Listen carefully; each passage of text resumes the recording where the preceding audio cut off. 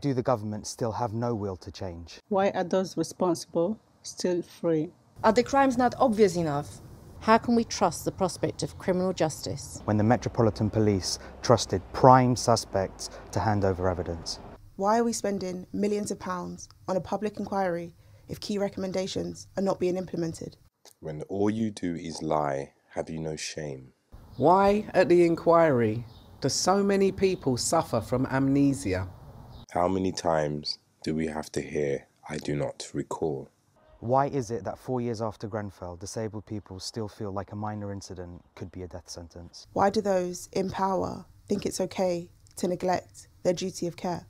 How can we heal when local politicians in RBKC think it's okay to slander us publicly? How when they clearly employed plans in a bid to divide and rule? Why have ministers who ignored key warnings been rewarded with peerages? In what world is it fair to allow leaseholders to fall into debt and mental anguish because of your failures? Is history going to repeat itself? How many more lives will have to be lost before the changes we all need are made? Remember, 25 men, 29 women, 17 children and 1 baby. Many of those lost were vulnerable. Many of those that remain are still vulnerable. We lost 71 people in one catastrophic night. and one shortly after who never recovered. 4 years on, and we still have to suffer witnessing the caravan of murderous chancellors from the Royal Borough of Kensington-Chelsea and the Kensington-Chelsea Tenant Management Organisation giving evidence at the public inquiry.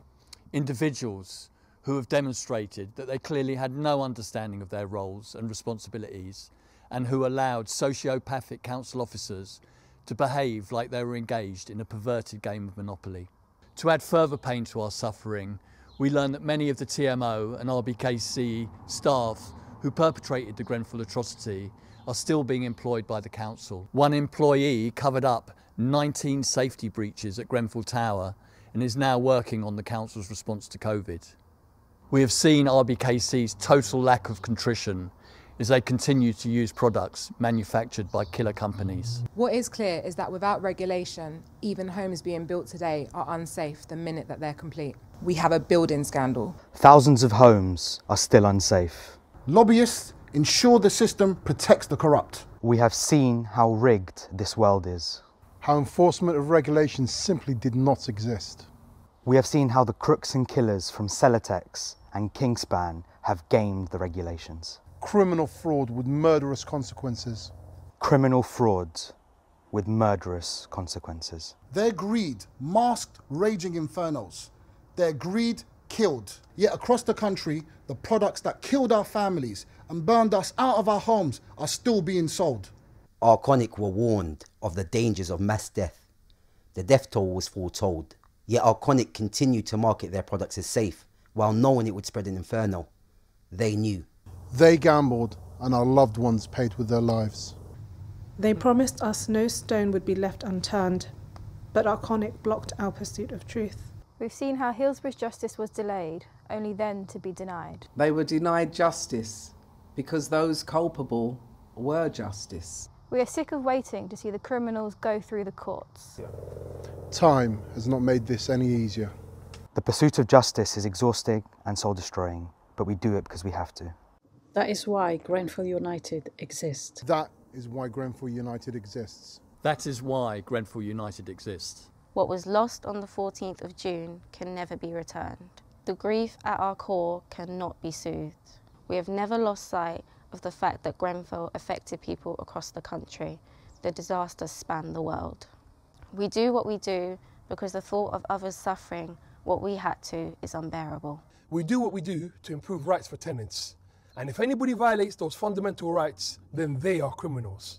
We exist because what was needed after the fire was not forthcoming. We exist because the horror we lived through could have been avoided if they'd just listened to us. We exist because if anything is to happen that resembles justice, we will have fought tooth and nail for it. We all have to face a stark reality.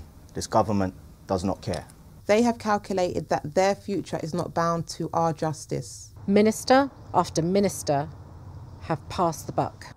They forget that history is writing itself, and their legacy will be lies, deceit, and indifference.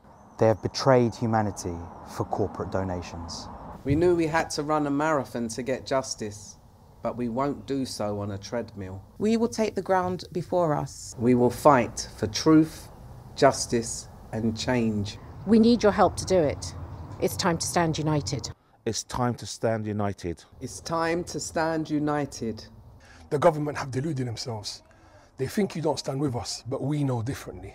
They don't understand that we are you and you are us. We know the whole country wants to see criminal prosecutions for what happened to us. We know the whole country wants evacuation plans for those living with disabilities. We know the whole country wants homes to be safe and fit for human habitation. We cannot and will not ask people to live in unsafe homes. We know the whole country needs to see the corruption, corporate greed and criminal negligence punished by law. We will not allow the lessons of this tragedy to fall through the cracks.